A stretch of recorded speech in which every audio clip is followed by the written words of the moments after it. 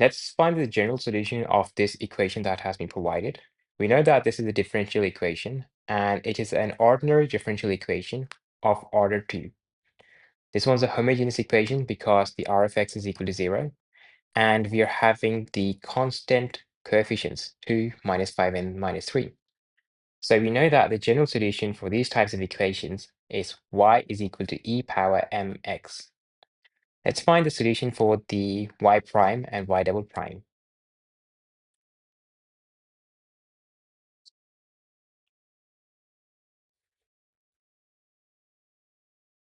Now, substituting these into their respective positions, we are going to rewrite this equation.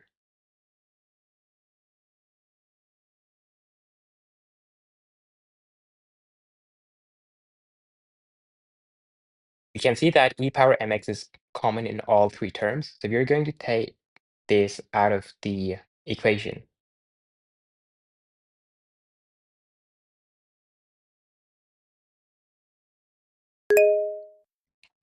Now, we know that for the homogeneous linear equation with the constant coefficients, the first solution is going to be y is equal to e power mx.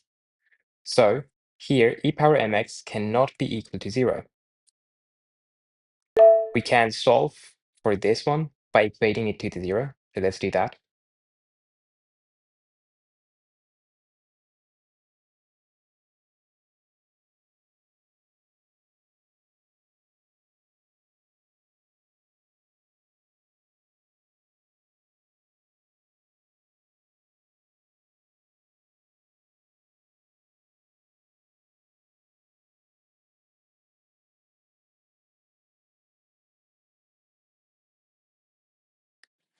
You can see here that the roots are real and they're distinct, meaning -3 and 1/2.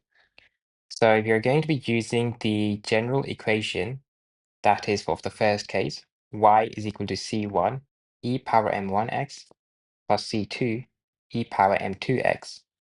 Substituting the values of m1 and m2,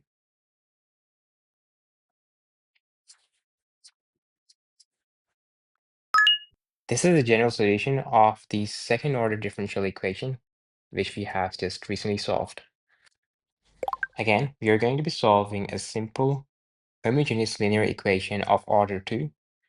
This one's also having constant coefficients, so we'll be using the first solution, y is equal to e power mx. Finding the value of the first and the second derivative, we'll be doing y prime e power mx and y double prime is equal to m square e power mx. We're going to be substituting the values here, and eventually we'll be taking e power mx common, which cannot be equal to 0. We're going to be left with this equation.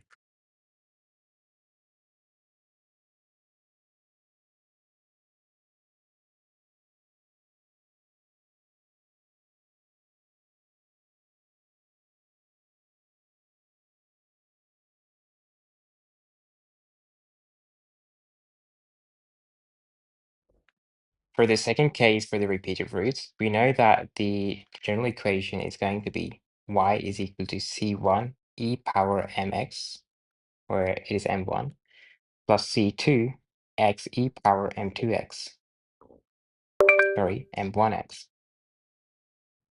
Now we are just going to be substituting 5 here and here. Take a look at this equation. It is third order homogeneous linear equation with constant coefficients. This means that we will be having 3 solutions of it, meaning m1, m2, and m3.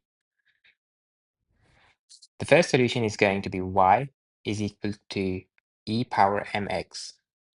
To find the y prime, y double prime, and y triple prime, we'll be taking its derivative.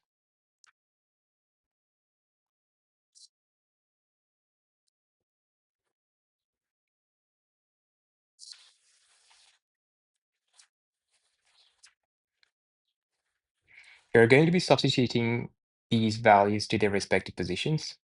And we already know that the e power mx cannot be equal to 0. It will be factored out, and it will not be equal to 0. So let's directly write the auxiliary equation.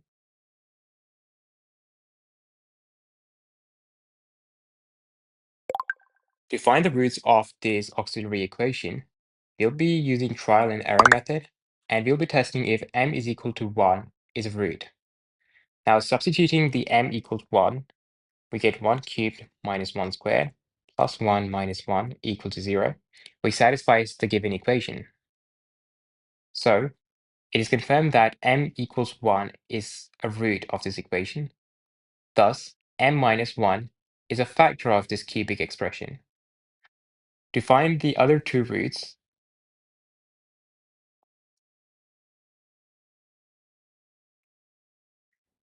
we'll be carrying out the synthetic division. We'll be writing the coefficients of the auxiliary equation like this, and carry out synthetic division by writing the first solution, m is equal to 1 here. This comes as it is.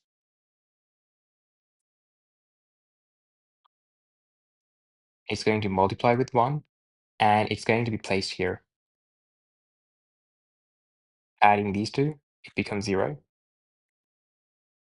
0 times 1 is 0, so we'll be writing 0 here. 1 plus 0 is 1. 1 times 1 is going to be 1. Adding these, it will be giving us 0. But this 0 is a remainder, whilst these are the coefficients of the quadratic equation. So we'll be writing m minus 1, which is the first factor, and m squared plus 1 is equal to 0. Now that we have successfully factorized this equation, we are going to be finding its roots. The roots are m equals 1, and when we'll be equating this to 0, we get plus minus iota. So writing plus iota and minus iota here. This is a real number, and these two are the conjugate complex roots. So we'll be applying the first case here and the third case over these. Thus, the equation for the general solution becomes this.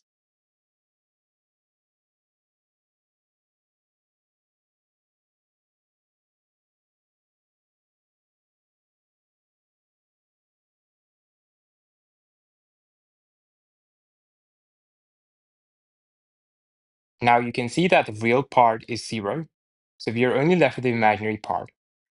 Substituting m1 here, and these two are m2 and m3.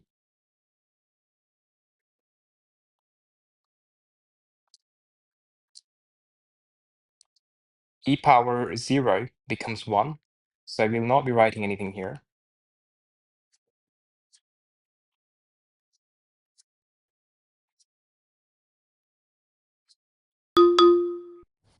This is the general solution of the given differential equation above.